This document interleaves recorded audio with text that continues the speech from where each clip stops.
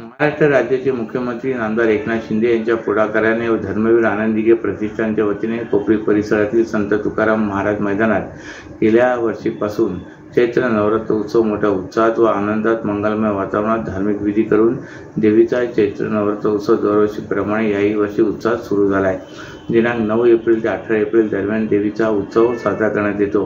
तर त्याचाच एक भाग म्हणून काल संध्याकाळी देवीची कोपरी परिसरातून वाजत गाजत ढोल ताशाच्या गजरात तसे भारतातील व भारताबाहेरील विविध कला प्रकार सदर मिरवणुकीत सहभागी झाले होते। मुख्यमंत्री एकनाथ शिंदेही यावेळी आवर्जून उपस्थित होते।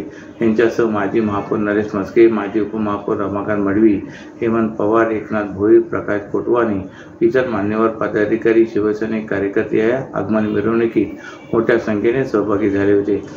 तर आज मुख्यमंत्री एकनाथ शिंदे यांनी सपत्नीक देवी मातेची विधिवत पूजा अर्चा अभिषेक करून प्राण प्रतिष्ठापना केली। यावेळी अनेक मान्यवर ठाणेकर नागरिक मोठ्या संख्येने उपस्थित